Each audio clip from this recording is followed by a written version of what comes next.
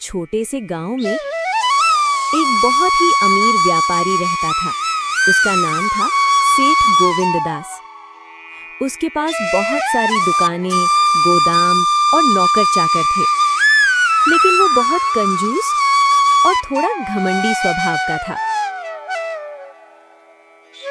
अरे रामू, ये हिसाब ठीक से क्यों नहीं लिखा? मैंने कहा था ना, एक एक पैसे का हिसाब होना चाहिए। जी सेठ जी, मुझसे थोड़ी गलती हो गई, अभी ठीक कर देता हूँ। गलती से ही लोग गरीब बनते हैं, ध्यान रखो। सेठ के घर में कुल 3 नौकर काम करते थे, लेकिन उनमें से एक था मोहन, जो बहुत ईमानदार और मेहनती था। भगवान ने मुझे गरीब जरूर बनाया है, लेकिन मैं अपनी मेहनत और ईमानदारी कभी नहीं छोड़ूंगा। ये मेहनत और ईमानदारी ही तो मेरी सबसे बड़ी संपत्ति है।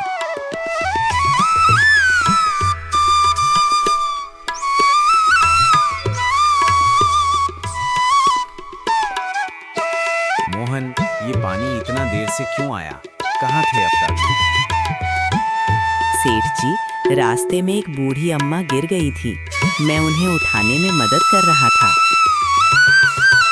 बहुत बड़े समाज सेवक बन रहे हो।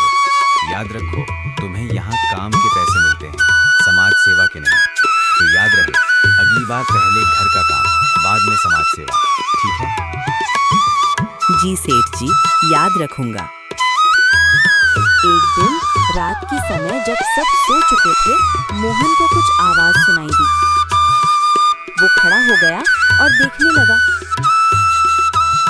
ये आवाज गोदाम की तरफ से आ रही है।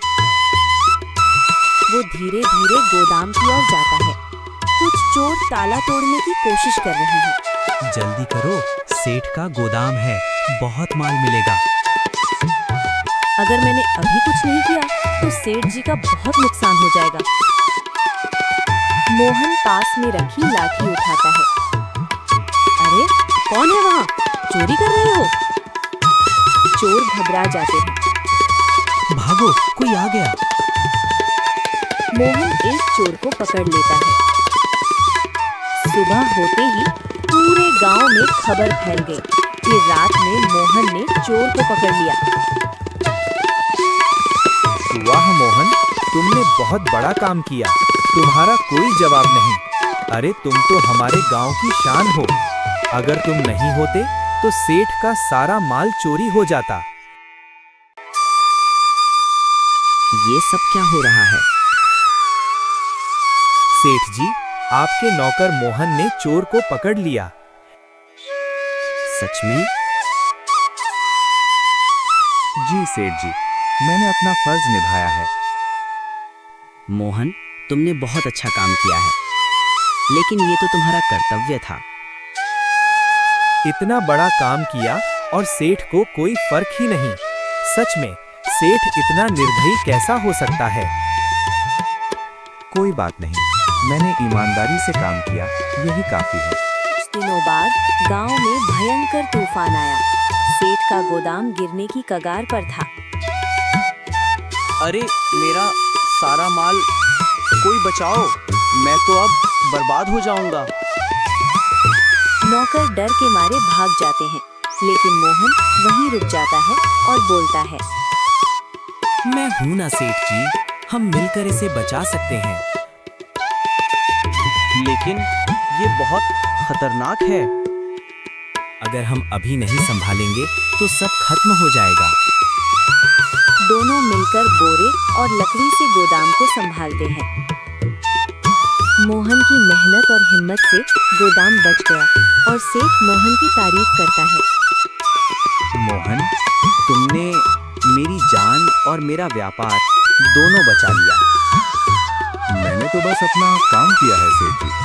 आज से मोहन सिर्फ मेरा नौकर नहीं, बल्कि मेरा सबसे भरोसेमंद साथी है। मोहन, तुम बहुत अच्छे और सच्चे हो।